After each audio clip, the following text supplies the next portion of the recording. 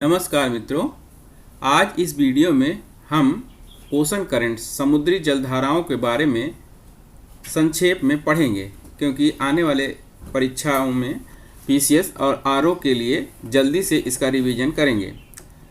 समुद्री जलधाराएं अनेक कारणों के कारण उत्पन्न होती हैं, जैसे तापमान, लवणता, पवन, घनत्व आदि। समुद्री जलधाराएं वास्तव में ये चलती हैं क्योंकि ये पृथ्वी के दोनों पोल्स पर, ध्रुवों पर शीत ऋतु पाई जाती है या ठंडे होते हैं, और इक्वेटर पर हॉट टेम्परेचर पाया जाता है। तो इनके जैसे हम जानते हैं कि हॉट गर्म चीज़ से ठंडी चीज़ की तरफ ऊष्मा का स्थानांतरण होता है। तो इसी ऊष्मा के स्थानांतरण को लेकर के ही ओशन करंट्स चलती हैं।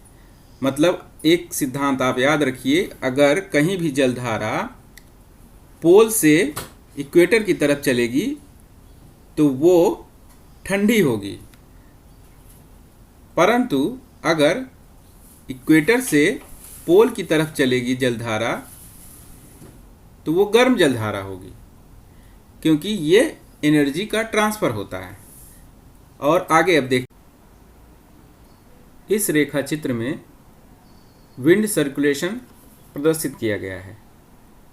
ये इक्वेटर है और यहाँ से यहाँ ये ट्रेड विंड चलती हैं और ये वेस्टर्ली विंड चलती हैं। इसे डिटेल में हम एटमॉस्फेयर में सीखेंगे, अभी यहाँ संक्षेप में केवल मैं बता रहा हूँ। अगर यहाँ पे कोई महाद्वीप है और यहाँ से हवाएं अगर इधर चल रही हैं तो उसी के साथ जलधाराएं भी प्रवाहित होती हैं। तो ये जो है, यहाँ जब जलधाराएं इकट्ठी होंगी तो पुनः ये ऐसे इधर जाएंगी, तो ये एक सर्कुलेशन ऐसे बनता है और इसी प्रकार यहाँ भी सर्कुलेशन बनेगा। तो इन सर्कुलेशन के आधार पर हम एक नियम निकालते हैं जिसे आपको समुद्री जलधाराएं याद करने में सुविधा होगी। उष्णकटिबंधीय महाद्वीप के पूर्वी भाग में हमेशा गर्म जलधाराएं होंगी, जबकि उष्णकटिबंधीय महाद्वीप के पश्चिमी क्षेत्र में ठंडी जलधारा होगी। महाद्वीप के पूर्वी और महाद्वीप के पश्चिमी, ये आप समझ लीजिए। कुछ लोग कन्फ्यूजन करते हैं कि जैसे ये चीज़ है, महासागर है, तो महासागर का ये भाग मतलब किनारा ये पूर्वी होगा, जबकि महाद्वीप का ये भाग पश्चिमी होगा। इसे अभी और आगे डिटेल में मैप में देखेंगे। जबकि समशीतोष्ण कटिबंधीय क्षेत्र में महाद्वीप के ईस्ट में कोल्ड और वेस्ट में हॉट करंट बहती है। इसे अब डिटेल में आगे देखते हैं। ये देखिए, ये उष्णकटिबंधीय क्षेत्र है। यहाँ पर महाद्वीप के पश्चिमी क्षेत्र में ये देखिए ठंडी जलधारा है,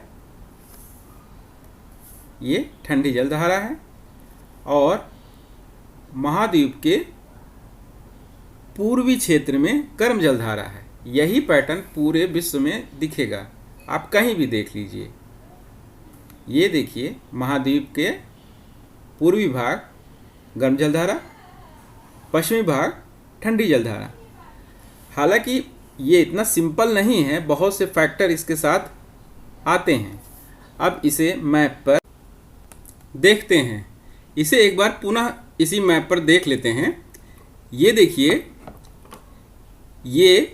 ये एरिया, ये उष्णकटिबंधीय क्षेत्र है और महाद्वीप का पश्चिमी भाग है। तो यहाँ पे ठंडी जलधारा है और महाद्वीप के पूर्वी भाग में गर्म जलधारा है, जैसा कि अभी मैंने बताया। और ये देखिए, महाद्वीप का पश्चिमी भाग ठंडी जलधारा। ये देखिए, यहाँ पे महाद्वीप का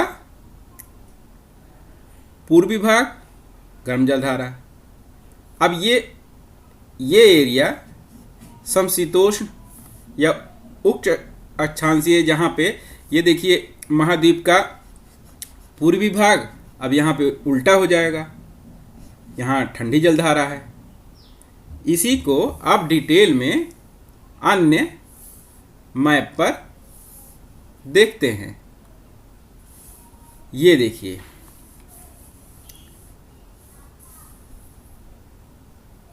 इसे ये देखिए, ये यहाँ पे अभी मैंने बताया कि महाद्वीप के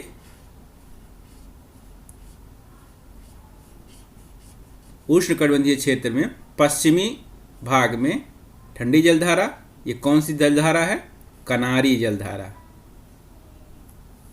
और महाद्वीप के पूर्वी भाग में गर्म जलधारा। ये कौन सी गर्म जलधारा है? Gulf stream. इसकी दिशा पोल की तरफ। और इस क्षेत्र में देखिए महाद्वीप के पश्चिम में ठंडी जलधारा। कौन सी जलधारा है? कैलिफोर्निया। इसी प्रकार यहाँ पे महाद्वीप के पूर्व में गर्म जलधारा कोरोसियो। अब इसी प्रकार महाद्वीप के पूर्व में ब्राज़ील की धारा, गर्म जलधारा। महाद्वीप के पश्चिम में ठंडी जलधारा, पेरू की जलधारा, हम्बोल्ट जलधारा कहते हैं। ये महाद्वीप के पश्चिम में बेंगुला धारा, ठंडी जलधारा। महाद्वीप के पूर्व में गर्म जलधारा। महाद्वीप के ये अगुहलास है, ये बेंगुला है। और ये महाद्वीप के पश्चिम में ठंडी जलधारा होगी, वेस्ट ऑस्ट्रेलिया। और इधर ईस्ट ऑस्ट्रेलिया गर्म जलधारा। तो यही पैटर्न पूरे विश्व में रहता है। इसे देखिए, यहाँ पर एक सर्कुलेशन, जैसा आपकी अभी शुरुआत में मैंने बताया था, ये सर्कुलेशन ये बना और एक सर्कुलेशन ये बनेगा। ये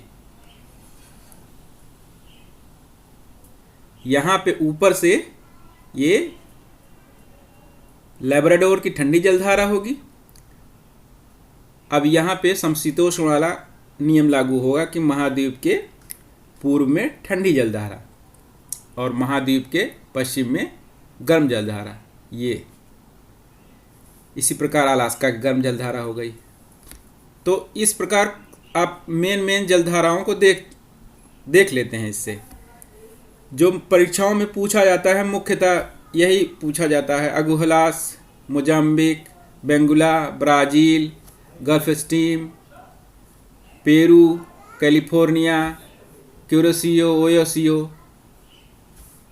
यही मेन जलधारा पूछी जाती है।